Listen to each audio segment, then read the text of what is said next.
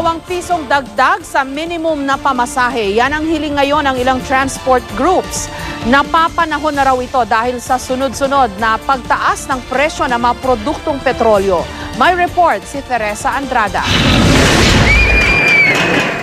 Sa Noise Barrage, idinaan ng grupong Piston ang kanilang galit sa muling pagtaas ng presyo ng diesel ngayong linggo. Sa ngayon, naglalaro sa 44 hanggang 45 pesos kada litro na ang presyo ng diesel. Ang masakit, habang pataas raw ng pataas ang presyo ng krudo, paliit naman ang paliit ang kita ng mga driver.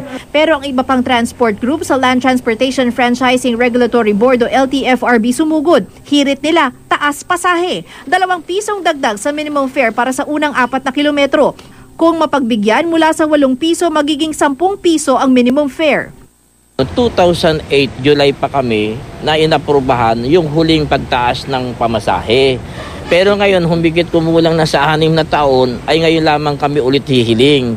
Ang fare increase petition para lang sa National Capital Region, Region 3 at Region 4. Ang ibang rehiyon hindi na raw isinama bilang pagdamay sa mga nasalanta ng nagdaang bagyo. May price freeze din naman kasi sa mga sinalantang lugar dahil umiiral pa ang state of calamity, kaya hindi rin naman gumagalaw ang presyo ng produktong petrolyo doon. Samantala, bukod sa pagsipa ng presyo ng produktong petrolyo sa Metro Manila at iba pang lugar, pasanin rin daw ng mga tsuper ang pamahal na presyo ng spare parts. Bagamat dati nang nagbigay ng pantawid pasada card sa mga tsuper ang gobyerno, ayon kay Energy Secretary Jericho Petilla, hindi ito napapanahon sa ngayon dahil nung una silang magbigay ng pantawid pasada cards, pumalo sa mahigit 50 pesos kada litro ang presyo ng diesel.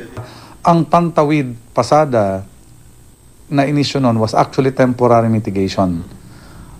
I think what the transport group is asking for right now is a permanent mitigation, which is a price increase.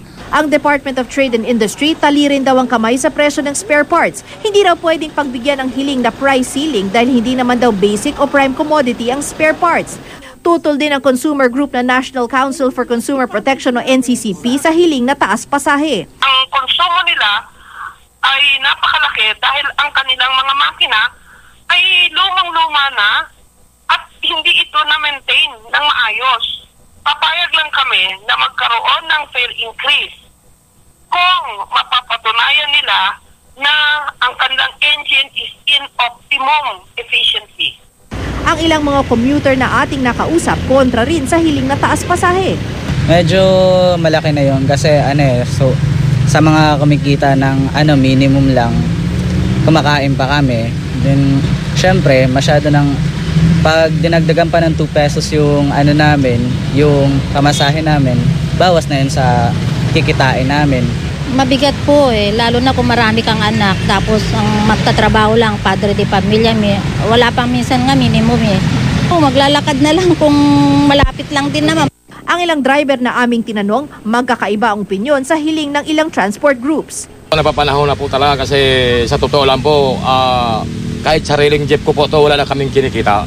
Halos napupunta na lang po sa diesel. Rollback na lang, bet magtataas para hindi sabay-sabay. Kasi pag nagtaas, hatak lahat taas lahat Sa Enero sa susunod na taon, sisimula ng LTFRB ang public hearing para sa fare hike petition. Teresa Andrada, GMA News.